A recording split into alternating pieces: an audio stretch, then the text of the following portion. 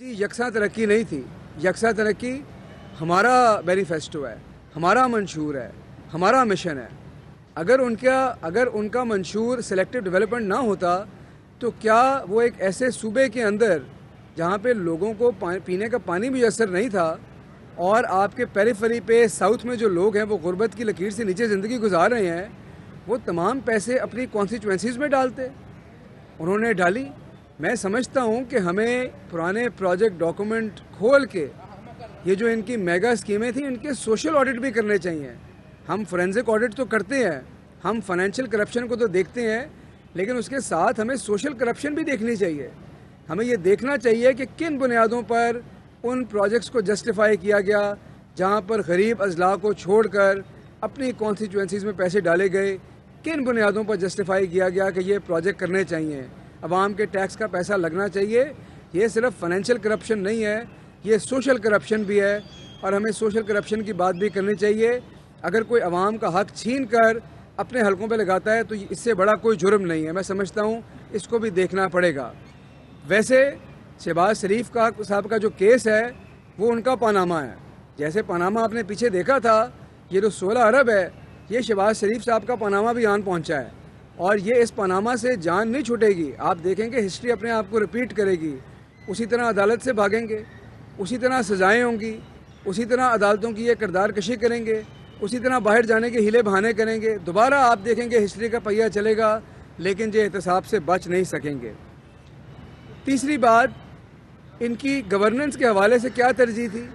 ان کی گورننس کے حوالے سے ترجیح تھی فوٹو شوٹ کرانے.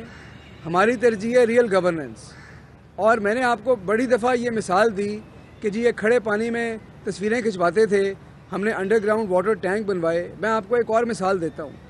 جس کا گورننس سے انٹرسٹ ہو, جس کی کمٹمنٹ گورننس کے ساتھ ہو, وہ اداروں کو مضبوط کرتے ہیں. کیا کیا انہوں نے بلدیاتی اداروں کے ساتھ؟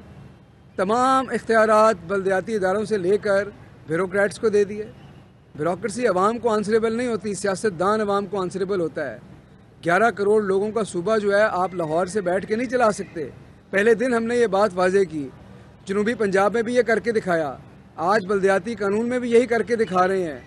ہار جیت ایک الگ چیز ہے, لیکن ادارے عوام کے ہیں, یہ ڈیسیجنز آپ کے ہیں, پیسے آپ کے ہیں.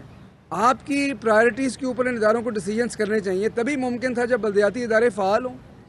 آپ نے جب 18ویں ترمیم پہ ہاتھ ملایا زرداری صاحب سے, اس وقت سندھ کو بااختیار بنانا تھا. آپ نے کہا چلیں پنجاب میں ہماری حکومت ہے, ان کو بااختیار بنا لیں. آپ نے دنیا کی تمام چیزیں ڈیلیگیٹ کرائیں, ڈی سینٹرلائز کرائیں. اچھی باتیں کرانی چاہیے تھیں, لیکن ان اختیارات کو نیچے بھی تو دیں, عوام کے پاس بھی تو لے کے جائیں. بلدیاتی اداروں کو بھی تو فعال بنائیں. آج پنجاب کا جو بلدیاتی قانون ہے وہ 2001 سے بھی زیادہ پاورفل قانون ہے. آپ کو بزدار حکومت نے جو بلدیاتی نظام دے دیا ہے وہ نظام رہتی دنیا تک یاد رہے گا. آپ کے 25 اضلاع میں اوپر کی سطح پر صرف ایک بلدیاتی ادارہ ہوگا, ڈسٹرکٹ کونسل. تمام فیصلے وہاں ہوں گے, تمام ترقی کے ڈیسیجنز وہاں ہوں گے, تمام مسائل آپ کی دہلیز پہ حل ہوں گے. یہ ہے گورننس کا اصل ٹیسٹ. گورننس یہ نہیں ہے کہ سارے اختیارات اپنے پاس سمیٹ کے لوگوں کی قسمتوں کے آپ فیصلے سنائیں. اور میں آپ کو یہ بتاؤں کہ ان کی ترجیح, سب سے آخر میں بتاؤں گا کہ ان کی ترجیح اقتدار ہے, عوام نہیں ہے. اگر ان کی ترجیح عوام ہوتی تو یہ عوام کو چھوڑ کے پاکستان بدر ہو کر خود باہر نہ بیٹھے ہوتے, جلا وطنی نہ اختیار کر لیتے. یہ اقتدار کی کرسی تو انجوائے کرنا چاہتے ہیں, اسے لطف اندوز ہونا چاہتے ہیں, لیکن اپوزیشن کی صحبتیں برداشت نہیں کر سکتے. مشکل گھڑی میں عوام کے ساتھ بھی نہیں کھڑا ہونا چاہتے, عوام کی آواز میں آواز بھی نہیں ملاتے. عوام کے مسائل حل کرنے کے لیے صرف تحریک انصاف کی حکومت ہے, اور یہ اقتدار کے لیے کسی بھی حد تک جا سکتے ہیں. لیکن قدرت کا نظام جو ہے وہ بڑا زبردست ہے. انہوں نے لوگوں کی کردار کشی شروع کی, لوگوں کی جعلی آڈیوز ریلیز کرائیں, اپنے کیسوں کو بچانے کے لیے لوگوں کی عزتوں کے اوپر سیاہیاں ڈالیں, اور ہر روز ایک نئی آڈیو ان کی نکل آتی ہے. اور اب جو آڈیو نکل رہی ہے یہ بھی پوری ایک سیریز ہے. آپ دیکھیں یہ آپ کو کیا بتاتی ہے. یہ بتاتی ہے کہ کیسے ان کا فوکس جو ہے وہ میڈیا کے اوپر ہے, کیسا ان کا فوکس جو ہے پرسیپشن بدلنے کے اوپر ہے, عوام کے ذہنوں کو دھوکہ دینے کے اوپر ہے. کیسے یہ بیسیکلی اپنے آپ کو سیاست کی دنیا کے ڈیوڈ کاپر فیلڈ سمجھتے ہیں. یہ شعبدے بازی دکھانا چاہتے ہیں. یہ چاہتے ہیں کہ عوام ہو کچھ اور نظر کچھ آئے، لیکن عوام اتنی بیوقوف نہیں ہے. عوام کو نظر آتا ہے. یہ شعبدے بازی آپ ایک دفعہ کر سکتے ہیں، 2 دفعہ کر سکتے ہیں، آپ ہر دفعہ نہیں کر سکتے. یہ وہ چیزیں ہیں جو دنیا سے سیکھ کے ادھر لاتے ہیں. یہ پاکستان کا کیمبرج انالیٹکا بننا چاہتے ہیں، لوگوں کے ذہنوں سے کھیلنا چاہتے ہیں، میڈیا سے کھیلنا چاہتے ہیں تاکہ لوگوں تک سچ نہ پہنچ سکے. لیکن لوگوں کو سچ نظر آ جاتا ہے اور سچ کو چھپایا نہیں جا سکتا. آپ خدا کے لیے کبھی عوام کا سوچیں، اپنی سیاست کے طور طریقے بدلیں، ایشوز کی بات کریں اور میڈیا مینجمنٹ سے نکلیں، فوٹو شوٹ سے نکلیں، اقتدار کے خواب سے نکلیں، یکساں ترقی کی طرف جائیں اور ریئل گورننس کی طرف جائیں. اور اگر آپ نہیں بھی جائیں گے تو تحریک انصاف پاکستان کو وہاں تک.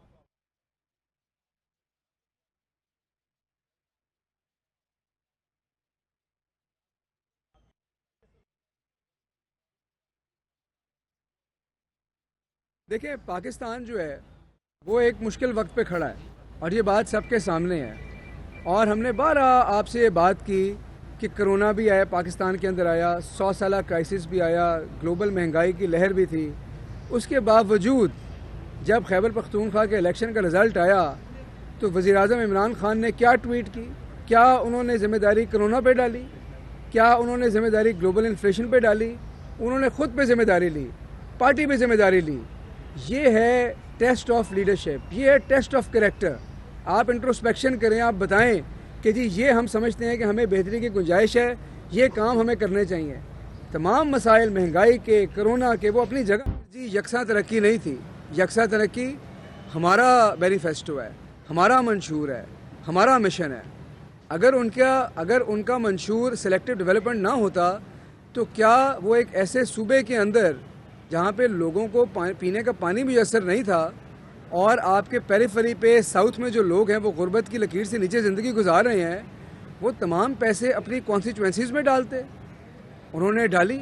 میں سمجھتا ہوں کہ ہمیں پرانے پروجیکٹ ڈاکومنٹ کھول کے یہ جو ان کی میگا اسکیمیں تھیں ان کے سوشل آڈٹ بھی کرنے چاہیے. ہم فورینزک آڈٹ تو کرتے ہیں، ہم فائنینشیل کرپشن کو تو دیکھتے ہیں، لیکن اس کے ساتھ ہمیں سوشل کرپشن بھی دیکھنی چاہیے. ہمیں یہ دیکھنا چاہیے کہ کن بنیادوں پر ان پروجیکٹس کو جسٹیفائی کیا گیا جہاں پر غریب اضلاع کو چھوڑ کر اپنی کانسٹیچوئنسیز میں پیسے ڈالے گئے. کن بنیادوں پر جسٹیفائی کیا گیا کہ یہ پروجیکٹ کرنے چاہیے، عوام کے ٹیکس کا پیسہ لگنا چاہیے. یہ صرف فائنینشیل کرپشن نہیں ہے، یہ سوشل کرپشن بھی ہے اور ہمیں سوشل کرپشن کی بات بھی کرنی چاہیے. اگر کوئی عوام کا حق چھین کر اپنے حلقوں پہ لگاتا ہے تو اس سے بڑا کوئی جرم نہیں ہے. میں سمجھتا ہوں اس کو بھی دیکھنا پڑے گا. ویسے شہباز شریف صاحب کا جو کیس ہے وہ ان کا پاناما ہے. جیسے پاناما آپ نے پیچھے دیکھا تھا، یہ جو 16 ارب ہے یہ شہباز شریف صاحب کا پاناما بھی آن پہنچا ہے اور یہ اس پاناما سے جان نہیں چھوٹے گی. آپ دیکھیں کہ ہسٹری اپنے آپ کو ریپیٹ کرے گی.